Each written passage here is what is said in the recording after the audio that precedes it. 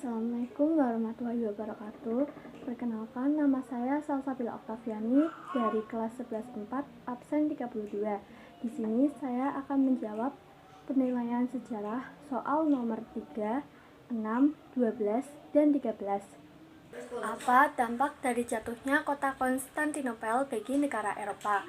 Jatuhnya Konstantinopel tahun 1453 ke tangan Turki Utsmani menyebabkan bangsa Eropa kehilangan jalur dagang rempah-rempah dari Asia.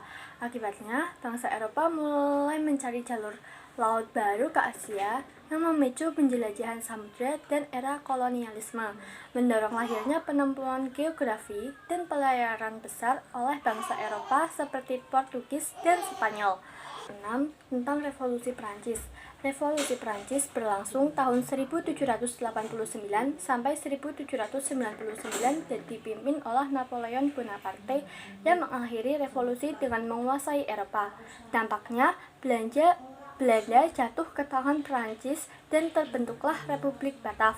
Pada 1795, Raja Willem V melarikan diri ke Inggris dan Prancis menguasai Amsterdam. Kemudian, Republik Batav digantikan oleh Kerajaan Hollandia di bawah Louis Napoleon pada 1806. Napoleon menunjuk Herman Willem Daendel sebagai Gubernur Jenderal Hindia Timur tahun 1807 untuk mempertahankan Jawa dari serangan Inggris. Daendel membangun pertahanan, termasuk jalan raya pos atau Grootpostweg, namun pemerintahannya akhirnya digantikan oleh Jan Willem Jessens. Berikut 3 faktor utama yang menyebabkan perlawanan kerajaan-kerajaan di Nusantara terhadap VOC yang kurang berhasil. Yang pertama itu belum adanya persatuan antar kerajaan.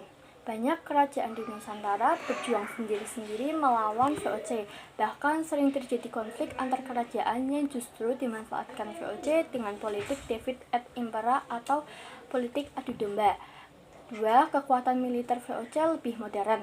VOC memiliki persenjataan lengkap, kapal perang, dan taktik militer modern, sementara kerajaan Nusantara masih menggunakan senjata tradisional yang kalah mutakhir. Yang ketiga, pengkhianatan dan perjanjian yang merugikan. VOC pandai menggunakan perjanjian, tipu daya, dan politik yang licik. Beberapa bangsawan atau raja ada yang bekerja sama dengan VOC demi kepentingan pribadinya, sehingga melemahkan perlawanan rakyatnya. Nah, yang terakhir nomor 13, contoh dampak penjajahan bangsa Eropa di Indonesia di bidang ekonomi. Yang pertama itu ada tanam paksa atau kultur stelsel oleh Belanda yang memaksa rakyat menanam komoditas ekspor seperti kopi, tebu, dan nila. Yang kedua ada eksploitasi sumber daya alam dan tenaga kerja untuk kepentingan ekonomi kolonial. Yang ketiga itu monopoli perdagangan oleh VOC yang merugikan pedagang lokal. Yang keempat itu ada sistem pajak dan kerja roti yang memberatkan rakyat.